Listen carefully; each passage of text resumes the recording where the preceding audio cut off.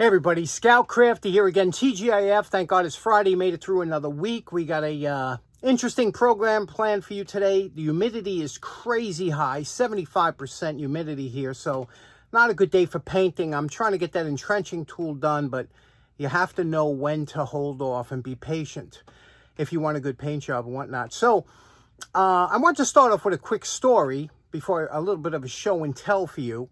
As some of you might know, I have a FJ Cruiser truck that I bought back in 2008, and I love this truck. You know, I spent a long time looking for it to purchase one, and when I bought the truck, you know, I've had it for a few years, and then I eventually needed tires. Okay.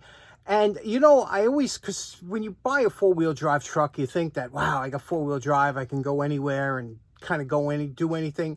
So I said, let me get a nice monster pair of tires, you know.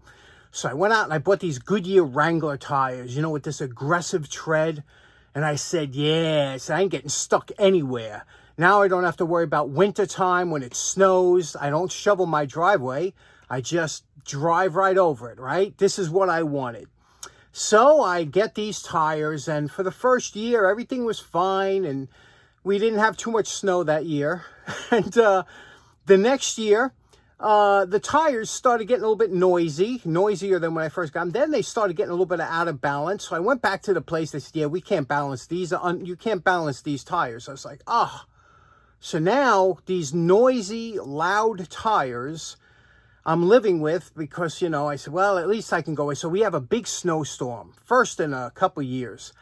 Big snowstorm. I'm talking like 14, 15 inches. So I was at work, and I said, you know what? I'm going to go home for lunch. And the guy's like, are you crazy going home for lunch? It's like 8 inches of snow out there now. I said, I'm going home that's why I bought this truck. You know what I mean? I only live 10 minutes from the job. So I said, that's why I bought this truck, so I can go anywhere. So I was like, I get in my truck, I go outside, and four-wheel drive, and the tires are kicking it. I make my first left-hand turn to go home, and there's a guy in front of me with like some kind of, I think it was a Yugo, guy stuck in the middle of the road. So I'm like, oh, son of a gun, what are you doing out in the night like tonight? He's like, well, you got a truck. So I turn around, I go down another block. I go down that block, there's somebody else with like a small Toyota Camry stuck, trying to push it out. And I'm like, oh. So now I turn around. Now, every time you have to turn around, it's hard to turn around in these narrow streets. I turn around, I go back, and I go down to 3rd Street, and again, another vehicle stuck. This time it's like a Nova with bald tires. I was like, son of a gun. And now I'm fuming, right? Because I wasted my whole lunchtime trying to get home. I go back to the job, and they're like, wow, you went home. I say, no, I didn't make it home. You know why I didn't make it home? I said, because a lot of jerks are out there that shouldn't be on the road when they don't have proper snow tires. So here is the moral of the story. I found out really quickly, you're only as good as the guy in front of you. So I don't care. You could have a monster truck, but it doesn't matter if the guy with a 1975 citation is stuck in front of you and says, I'm sorry, I can't go. What are you going to do? You're going to drive over him? No, you're stuck too. That's when I realized four-wheel drive is a scam. It's a scam in my neighborhood. So you're only as good as the guy in front of you. You're only as good if it's going to be plowed. So I ain't going to buy any more four-wheel drive. However, I'll tell you one thing. When I went for my next pair of tires, I went to this great tire shop we have here. And I said, he says, what do you want? And I said, listen to me. I want the quietest tire you have. No more loud, noisy, rumbly off-road tire. Give me the smoothest, sweetest traction you have with quiet tread. So he's like, I got some quiet ones here. He goes, but you want, you know, I said, suppose it snows. Yeah, suppose it snows. I won't go out anymore if it snows. How about that? For the 3 times a year it snows. I'm not going to drive for 362 days a year with a rumbling and noisy tires. So take my advice. Forget about those crazy mud snow tires. And unless you live out in the country or something like that. And if somebody gets stuck, you got a 2-lane you can get around. But in the city, they're useless. You're only as good as the guy in front of you. Now, the reason I brought that story up is because, by the way, the last 5 years with those tires have been beautiful. Quiet, smooth, good gas mileage. That's another thing. Gas mileage improved with these tires. So that's why I want to bring this up. A few months ago, I picked up one of these ashtray tires, and I said, you know what, I started collecting them. And I only collect the ones that I get at a decent price. I'm not going to be spending this. These have gone up too. I don't know why in price. However, I want to talk real quick. And, you know, years ago when I was younger, I didn't have a lot of money, as I still don't have a lot of money, but every single purchase that I made when I was younger, I would spend a long time. Every tool I bought, everything I bought, because money was precious and I didn't want to throw it away. So I would, and this was like this with a lot of people, you know, we would research the item. If you needed a pair of tires, you would do your research. Now it's a lot easier with the internet. You go on but there's a lot of false information on the internet. That's the only problem now. It's easier to get information, but it's much easier to get swindled too, because there's so much misinformation. I bet about half of the information on the internet is bogus. How about that? Whereas years ago, when you did research and you looked up magazine, you went to the places and then I would ask a lot of people, how do you like your tires and this and that? And that's how I did my research. Well, they used to have these in gas stations, you know, the gas station ashtrays and whatnot, but they were more than just an ashtray. They were an advertisement. You know, you would look at the tread and you would say, wow, look, that's a good rain tread, right? It's got a lot of different treads cut in there, and different tires had different types of tread. This one here, look at this. Look at it. This is intricate, huh? And I remember back in the day when this tire came out. Do you remember these? Some of you old timers might. This was a Goodyear called the Aqua Tread. Remember these tires? And you remember them because they had this weird profile. Look at that. Now, you know, if you live like in Washington, the state of Washington, or a really rainy state, you know, if you've ever hydroplaned before, you know what pucker factor is, okay? When we were younger, we didn't have a lot of money, so sometimes our tires were, you know, you might have a ball tire or whatever, and once you hit a patch of water with a ball tire, it's a game changer, you know?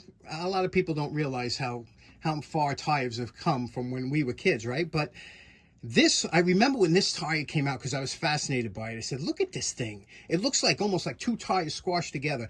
It was a Goodyear Aqua Tread, and it was meant to channel the water out of the way. Now, I'm not sure of the direction of how this tire went.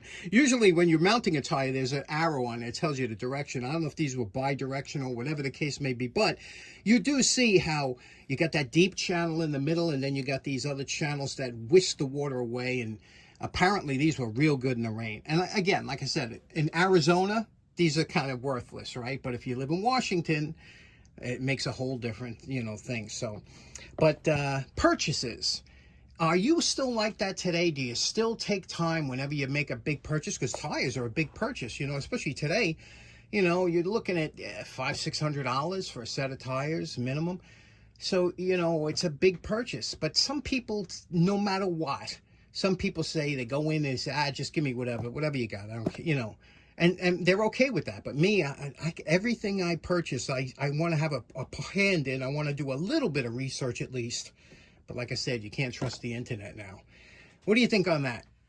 Okay, now we're continuing with the entrenching tool here that I picked up for $10 at Zagre Farm Museum. And it was a good deal. These things have gone up a lot in price. I used to be able to pick these things up for $10 years ago, and now they're all like $30-40. So especially if you find one in good shape like this one was. Now,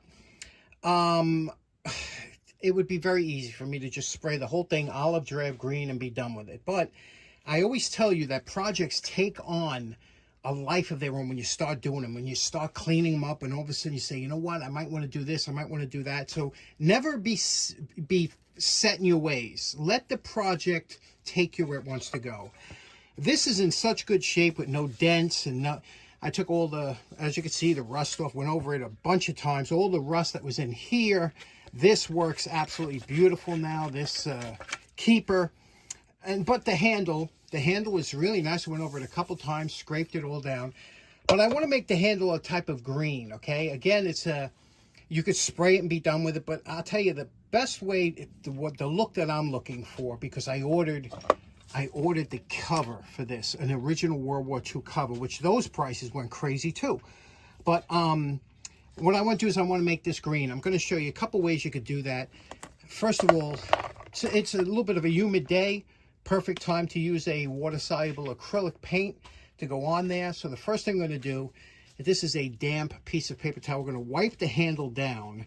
And when you wipe the handle down, you'll see what happens is, because this is dry, it'll darken a little bit because of the water in the handle. But that'll get off any fingerprints or anything that it might be on here, so that the glue, you see, the paint will stick nicely. And then we'll mix up a color. We want to make this an olive drab, blue and yellow, make green, and we'll mix up. I'll show you how we make an olive drab. Now, this is a Blick paint. They make a lot of nice, good paint. We're going to take equal parts of blue and yellow. Now, blue is a much stronger paint than yellow. Blue is going to be the dominant color here, so you might need a lot more yellow. But what we're going to do is we're going to mix this together here. And right off the bat, you'll see that it makes a green. Now, depending on how much blue you put in there is how dark the green will be. But remember, we want to make this into an olive drab. So what we're going to do is we're going to mix it up here. And again, you have to mix it really thoroughly until you get that color come out. And then I'll show you how you could add additional colors if you wanted to change the tint of this. But you see how this is coming out a beautiful military looking green, which is just what we want. You see that? And then what we're going to do, I don't know if it's showing up on camera, but it looks really like a army green. And then what we're going to do is we're going to take this damp piece of swatch of rag and we're going to burnish it into the wood. And because I want it to look as if it's an original color, like it's been on there for 40, 50 years. Now we're going to take our swatch here. We're going to rub a little paint on here. Don't take much because you're going to burnish it into the wood. But you see what we're doing here? We're going to rub this into the wood. We want it to look worn, like it's been on there since 1944. That's what we want. So that's why we're going to push it into all of the grain. There's going to be little wear spots, but I'll show you what that looks like as we burnish it in. There we go. We have the handle now. We're going to put this on top of the furnace to dry a little bit, and we'll come back. It don't take long for this paint to dry. Now that the paint is dry, we're going to take some 40 steel wool, very fine. And what we're going to do is we're going to go over it very lightly. Again, this is a base coat, and then you put your secondary coat on, doing the same thing till you get that color that you want. You want it to look like it's been on the shovel for 40 years. So a little steel wool. We're going to go up and down here like this. You'll see we're going to take it. Remember, because we dampened the wood, and this is a water slide, it's going into the wood grain, which is what you want. You want it to look that way. Now for a second coat, we're going to mix a little red in there to give it a little bit more of an earth tone, because we want that to show as if this is over. It'll give it a little bit more brownish look to it. You'll see that olive drab mixes up different when you mix this, okay? That's red. These are primary colors. From primary colors, you can make any color you want. So we'll mix it up. You see, it's a little bit too brown, you see? So now we'll mix in a little bit more blue, a little bit more yellow, until we get this to come back to a green. There we go. A little blue, a little more yellow, and you'll see that it'll turn it a little bit more green. You know, it's amazing to watch people that know how to mix paint. And there's an Asian guy on YouTube that if you bring him any color paint, he can pour and mix whatever color you want. It's really a skill to be able to do. But you just have to, don't worry about if you get a color you don't like. You just remember what color it is you're looking for and mix a little bit more. This is a dark olive drab. You see that? Now, if you were doing like a camouflage color, you know, your camouflage pattern, you would mix up a light olive drab, a medium olive drab, and a dark olive drab. This is a darker olive drab. You see, that's a little more brown, which is what we want, but we're going just a little bit more green, so we're a little more yellow. Now look at that. We have that perfect that lighter olive drab. This is something you would have seen like World War II kind of olive drab compared to this green. I don't know if it shows up on camera. This is more of a vehicle army green. So now we're going to mix this and we're going to do it over it, and it'll give a nice color contrast when we go over it. Now, you know my favorite part. Remember what this entrenching tool looked like before we started? And we're calling this project done for now. We have one more segment on this when the entrenching tool cover comes. And I went with this kind of look because the cover is original from 44 and it looks kind of old. So I wanted this to look appropriate. It looks nice, it looks clean, it looks well maintained.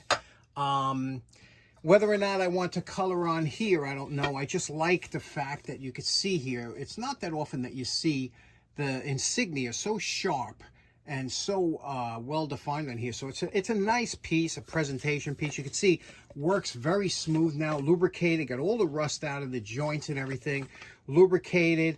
You can see how nice this slides up to lock in if you want to make it into a hoe, or you could slide it out and make it into a shovel, you know. So there's it's just a beautiful tool, and we'll talk more about it when I get the cover.